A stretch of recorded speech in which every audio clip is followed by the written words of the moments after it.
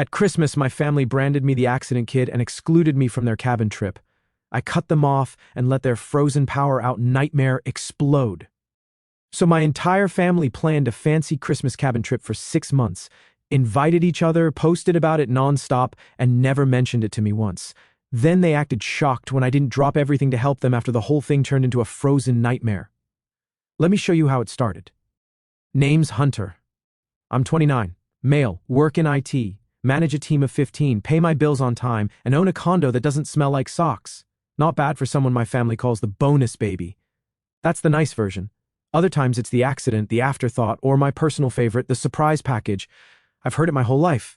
My siblings think it's hilarious. I guess when you're born 15 years after the first kid, people assume you were either planned for tax purposes or the result of someone forgetting to lock the door on New Year's Eve. According to my dad, it was the second one. He told me that at Christmas dinner when I was 12. Nobody thought that was weird except me. The family roster goes like this. Martin, dad, talks about family values but really means what the neighbors think. Spends every holiday bragging about his lawn or Blake's job like it's breaking news. Elaine, mom, professional at acting sweet while slipping in insults. If passive-aggressive was a sport, she'd have trophies. Blake, 44, oldest brother, works in finance, drives a BMW, speaks in LinkedIn quotes. Martin calls him the example. Serena, 42, influencer mom, family photo shoots every season, calls her kids my little blessings online, yells at them off camera. Daphne, 39, the free spirit.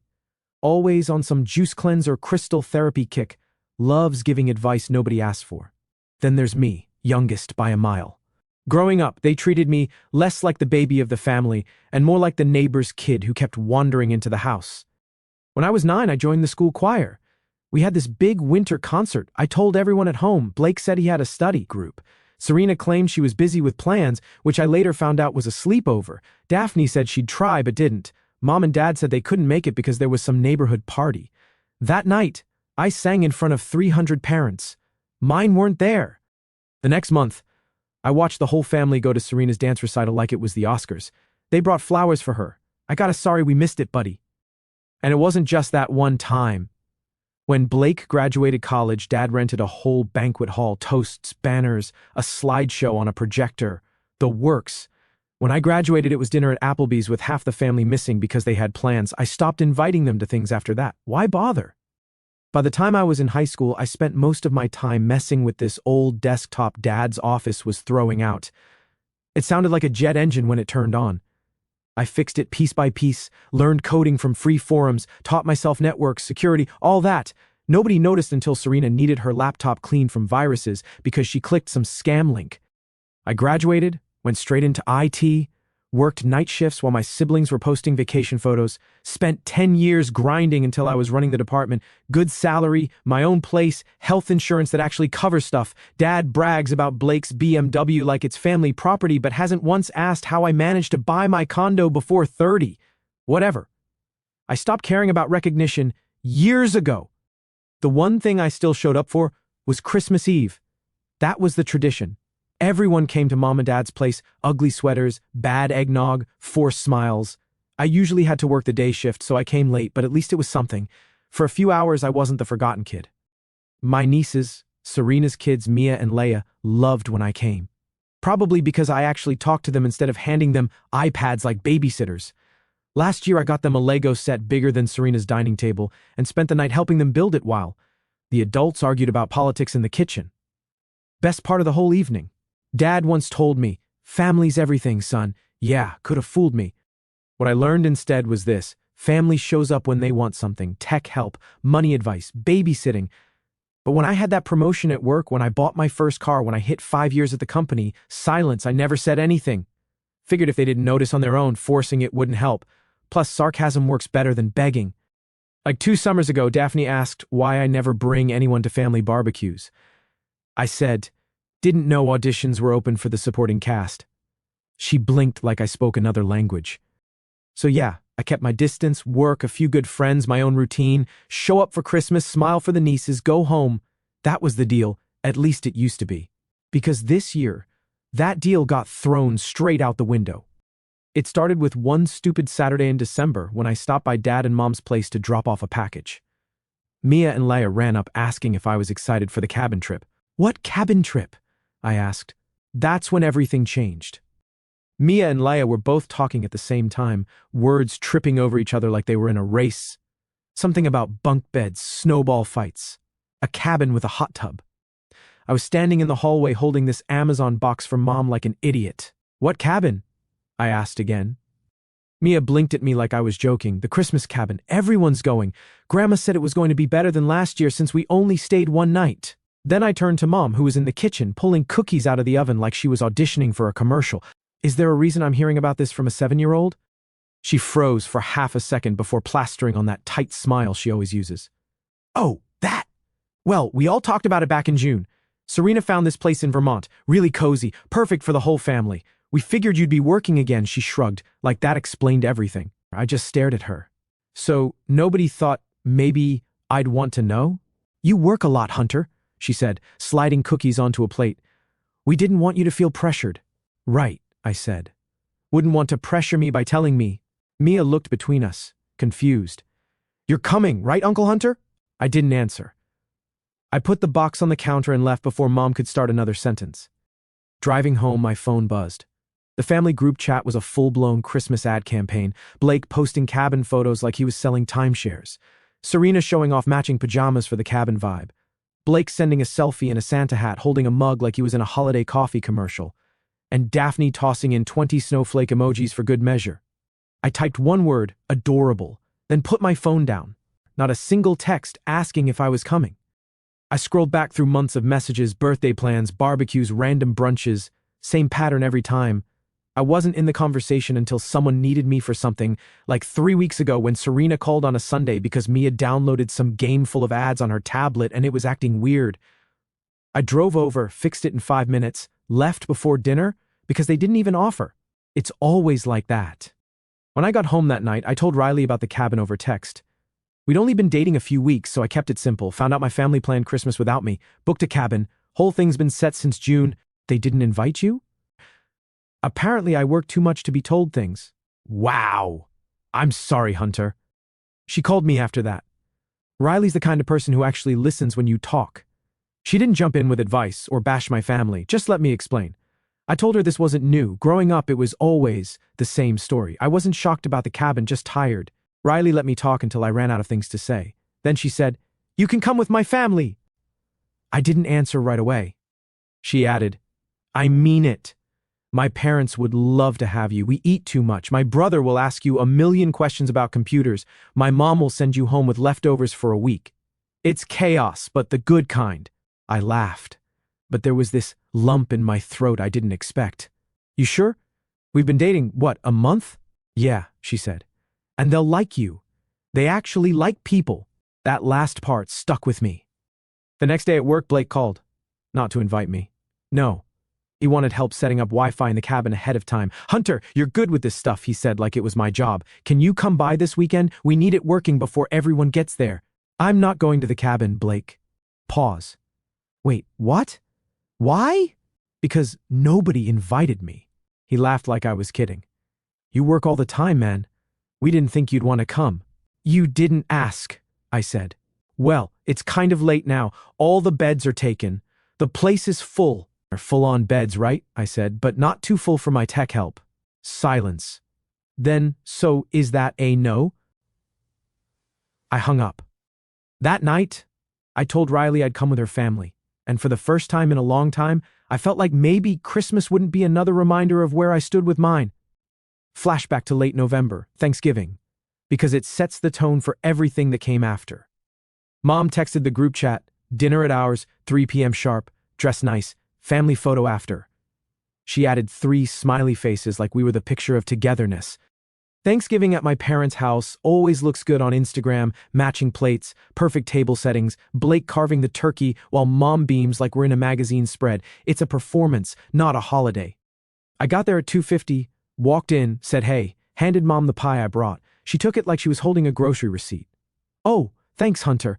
We already have 2 pies, but I guess one more doesn't hurt." She set it down next to Serena's dessert, a custom pumpkin cheesecake from some expensive bakery. Mom made sure to tell everyone the price. "Hunter, take a picture of us!" Serena yelled from the living room, already posing with her kids like she was at a photo shoot. No hello, no hug, just instructions. That's how it always starts.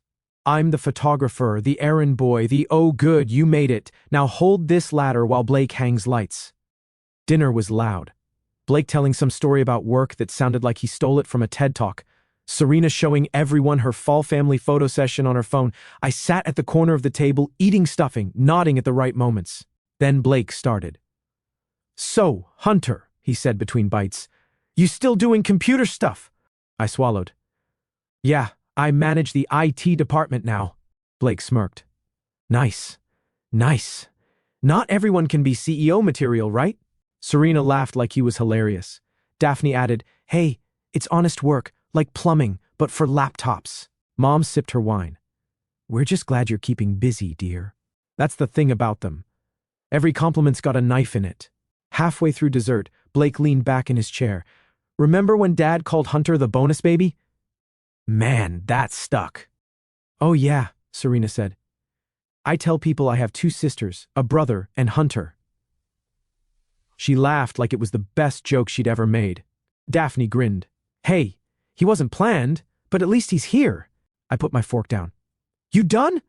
The table went quiet for a second. Blake smirked. Relax, man. We're just joking. Right, I said. Like when I graduated and got dinner at Applebee's while Blake got a banquet hall. Just jokes, right? Mom frowned. No need to bring that up. Or when Serena got a whole recital audience and I sang in a gym with nobody there.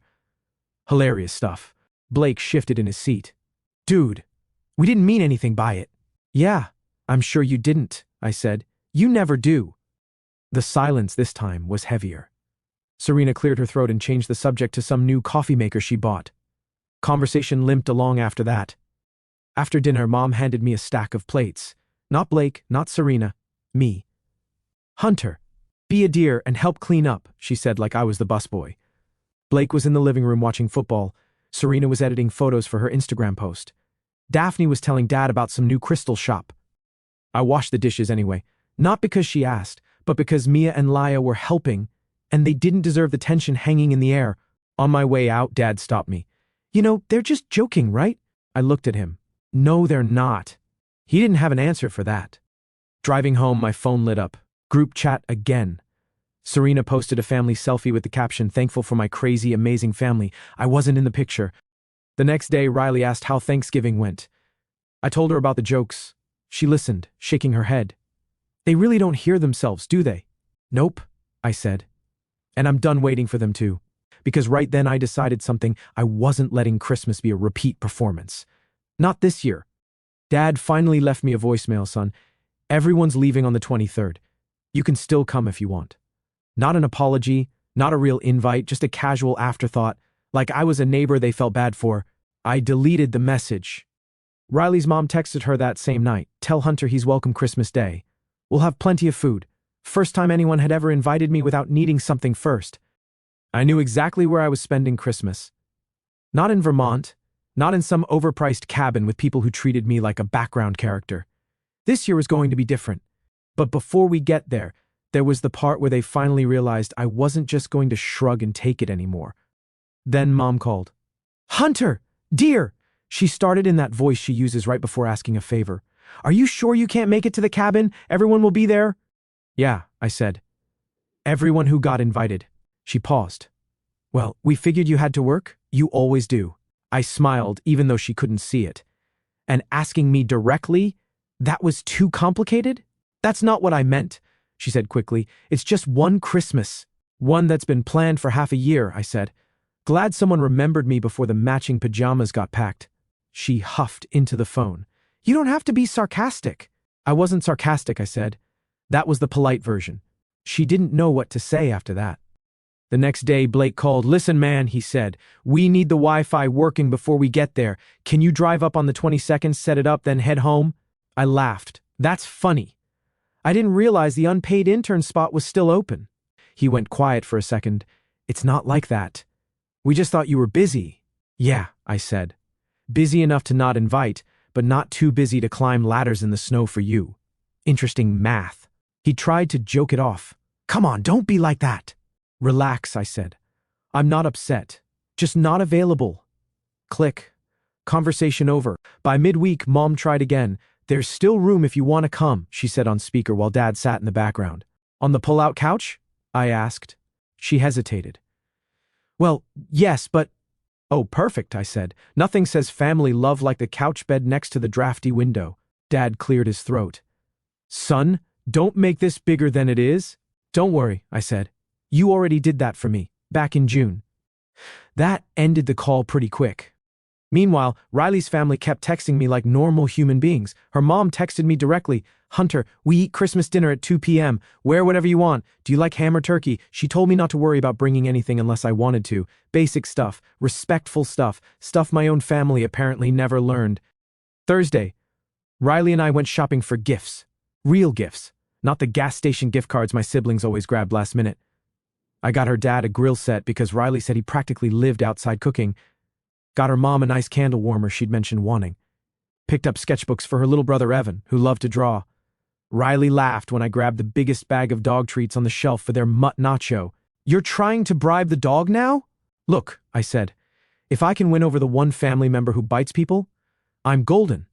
That evening, we swung by her parents' place to drop everything off. Her dad shook my hand like he meant it. Her mom hugged me before I even introduced myself. Evan asked if I could help him draw a spaceship. Nacho acted like we'd been best friends for years. I liked it. It was real. And Christmas hadn't even started yet. Christmas morning at Riley's parents' place felt like stepping into a completely different world. I woke up on their couch, voluntarily, by the way, not because I was the extra like at my parents', to the sound of Riley's little brother Evan arguing with her dad about whether waffles or pancakes were better. Her mom was already in the kitchen yelling, "Coffee first, debate later," over the sound of some Christmas playlist blasting from a Bluetooth speaker. The house smelled like cinnamon and bacon, not scented candles and tension. When I walked in, Riley's dad handed me a mug before I even sat down. Riley tells us you work with computers. Maybe later you can help Evan here fix his Minecraft thing. Kid's been mad at his laptop for a week. Evan groaned. Dad, don't make it sound lame. I laughed. Hey, I can handle Minecraft, but you've got to teach me the spaceship drawing thing in return. Evan's eyes lit up like I'd just handed him the keys to a car. Deal made. Breakfast was messy, waffles, pancakes, bacon, eggs, the works. People passing plates, talking over each other, laughing at dumb jokes. Her mom burned the first batch of toast, yelled at the toaster like it was personal, then handed it to Riley's dad anyway. He ate it while saying, gourmet, and everyone cracked up. Nobody was pretending to be perfect. Nobody was competing for attention. It was just people being people, and I didn't realize how much I'd missed that until I was sitting there. After breakfast, Riley's mom brought out stockings with names on them, even one for me. I held it up. I think you mixed this up. Nope, she said. We made that last night. It had socks, snacks, and a gift card to the coffee shop Riley told me I liked. Nothing fancy, but it was thoughtful. At my parents' place, stockings were for show. Serena always got the biggest ones stuffed with expensive perfume or jewelry from Santa, even when we were adults. Mine usually had a toothbrush and some gas station candy because we didn't know what you needed. This was different. We opened gifts in the living room, everyone on the floor in pajamas. Her dad got a new drill. Her mom got a cookbook she actually asked for. Evan ripped open a giant Lego set and immediately started sorting pieces on the carpet. I gave Riley's parents the gifts I bought, the grill set and the candle warmer, and they acted like I'd handed them gold bars. Hunter, you didn't have to get us anything, her mom said, hugging me like I'd cured a disease. Meanwhile, at my parents' house, gifts were more like currency. Blake always bought the most expensive thing just so everyone knew he spent the most. Serena once gave me a book on finding direction the year I got promoted at work. Subtle, right? Here, nobody kept score. After gifts, Riley's dad pulled out board games, actual board games, not the let's stare at our phones in the same room thing my family called bonding. We played Pictionary first. Evan teamed up with me. We lost badly because my dog drawing looked like a diseased horse, but everyone laughed until they cried. Not at me, but with me. Riley's mom yelled at Riley's dad for using words instead of pictures. He said, "That's modern art," and she threw a pillow at him. It was chaos. Fun chaos. The kind that didn't leave you exhausted after. At one point, my phone buzzed. Group chat from my family. "Blake, power's out at the cabin. Place is freezing." Serena? Mia's crying. She wanted to swim in the hot tub. Mom, Hunter, do you know who to call for this? Power's out. Generator won't start. Roads are iced over. Everything's a mess. I showed Riley. She smirked. Oh no, tragic. I typed, I'm busy. Try the Wi-Fi guy, then put my phone face down and went back to the game. Dinner was at 2, big table, ham and turkey, way too much food. Riley's mom made 3 different kinds of potatoes because in her words, people have opinions. Her dad said grace. Simple and short. Nothing like the 10-minute speeches my dad gave about family unity while ignoring half the people at the table all year. Everyone passed plates, argued about cranberry sauce, told embarrassing stories. At one point, Riley's mom leaned over and asked if I wanted more gravy. After dinner, Evan dragged me to the Lego project in the living room. Riley's dad helped while Riley's mom handed out pie. Evan kept handing me pieces, giving me instructions like he was the foreman and I was free labor, but in a funny way. I realized then nobody here saw me as background noise, and maybe that's what hit the hardest. Not the food, not the games, just being treated like I belonged without having to earn it. First, around 8, my phone buzzed again. Serena, this cabin trip is a disaster. Blake, power's out, generator's dead, and the roads are shut. Dad fell on the deck. This is a nightmare. Mom, we should have stayed home. I didn't reply. Riley's dad was telling some story about his first car. Riley's mom was laughing so hard she snorted. Evan was showing off the Lego spaceship we finished, and I sat there thinking, yeah, you really should have stayed home. Because as the night rolled on at Riley's parents' place, warm house, good food, actual laughter, my phone kept lighting up with updates from the family cabin trip like it was a disaster movie playing out in real time. Blake, we've been calling the power company for hours. No EDTA. Serena. Mia says she can see her breath inside the cabin. Mom, Hunter, do you know anything about generators? Yeah, I know not to go to a frozen cabin with people who forget I exist for 6 months, I thought.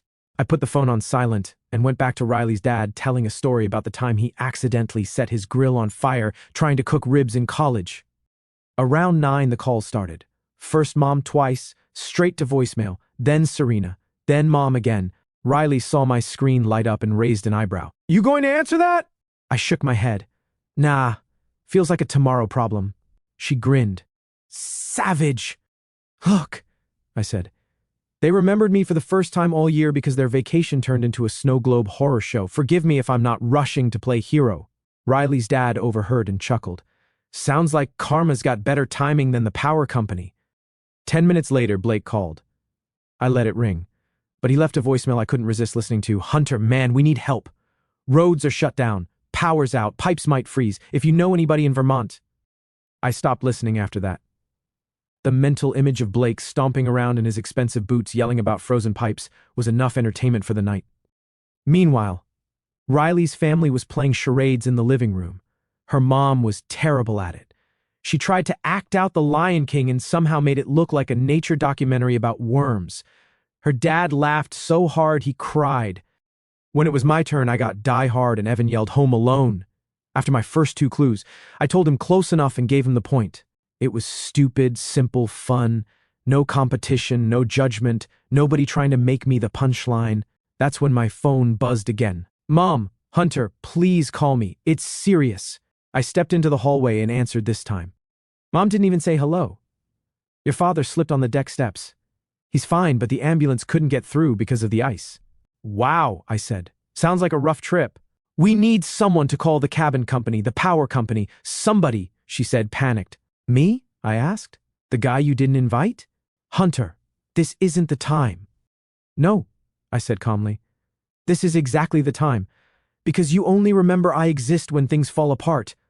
You want me to fix your mess while I'm 200 miles away? Call Blake's CEO friends or Serena's influencer followers. Maybe they can get you a generator through brand sponsorship. Hunter, she snapped. This isn't funny. Neither was always being the last to know, I said, and hung up before she could reply. Back in the living room, Riley handed me a slice of pie like nothing happened.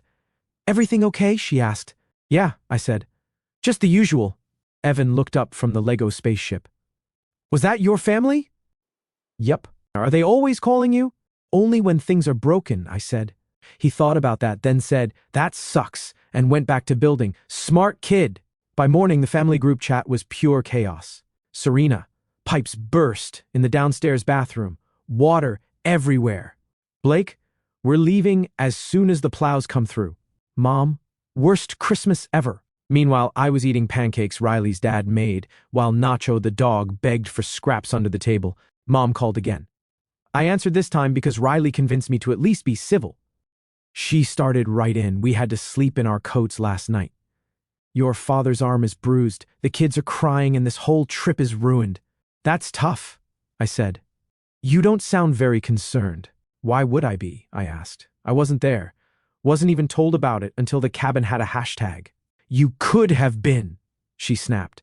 "Right," I said, on the pull-out couch. "If someone remembered to tell me before December." Silence.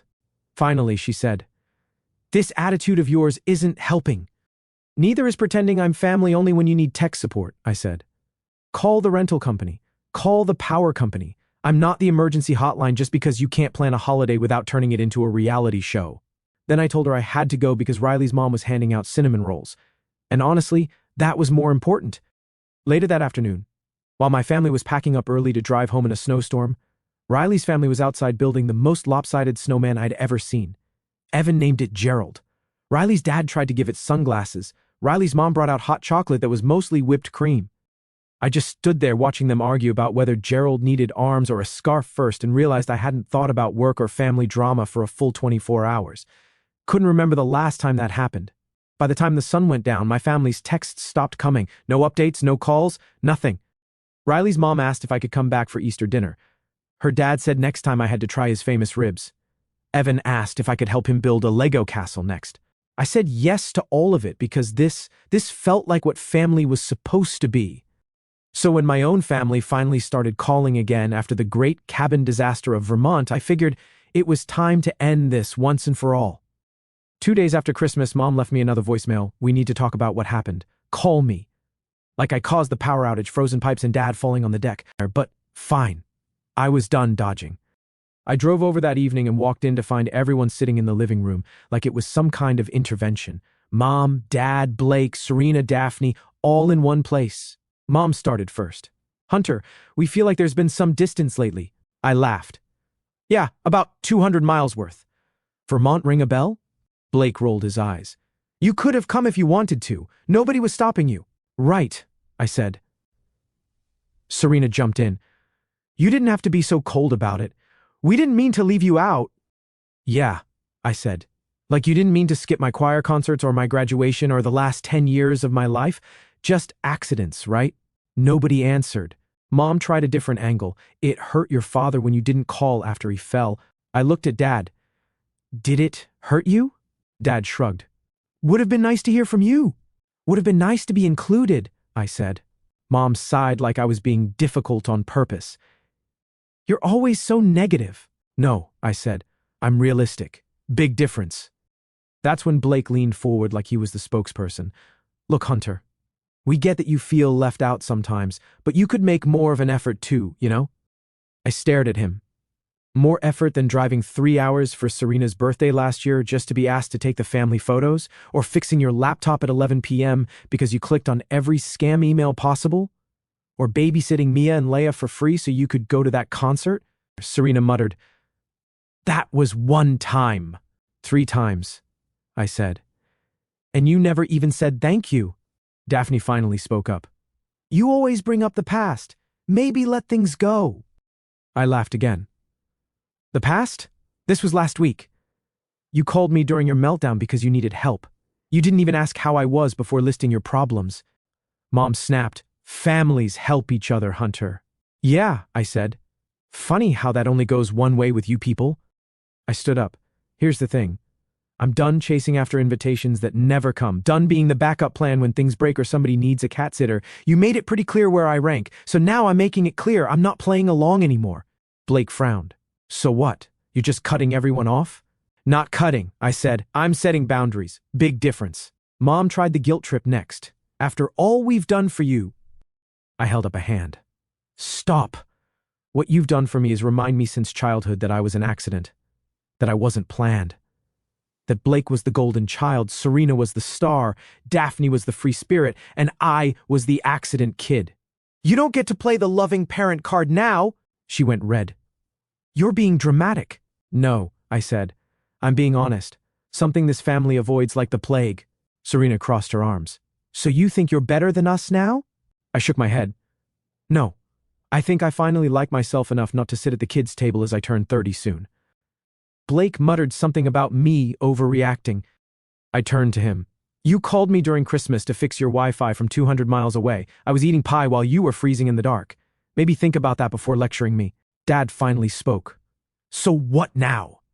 "Now," I said, "I'm taking a step back. You want to have a relationship that isn't built on guilt trips or tech support calls? Great. I'm open to that. But I'm done forcing my way into a family that treats me like an afterthought until the pipes burst." Nobody said anything. By the time I left, the group chat was already buzzing with side conversations. Serena sent a long text about how I was being unfair. Blake sent one about family unity. Daphne sent a prayer hands emoji. I muted the chat for a week. Here's the satisfying part, though. A month later, Serena's perfect husband lost his job when his company downsized. Blake's big promotion got delayed because the Vermont trip made him miss an important meeting. Daphne's boyfriend dumped her because, in his words, she was too much drama. Meanwhile, I was eating ribs at Riley's parents' house, helping Evan build that Lego castle, and actually enjoying holidays for the first time in my life. Mom called once more before Easter. "Are you coming to family dinner?" "Already got plans," I said. She sighed. "With them?" "With people who act like family," I said, and hung up. Easter at Riley's parents was louder than Christmas. More food, more games, more laughing. No guilt trips, no drama. Just people who wanted me there because they liked me, not because they needed something. And sitting there watching Riley's dad burn the first batch of ribs while everyone made fun of him, I realized something. I didn't lose a family. I finally found one.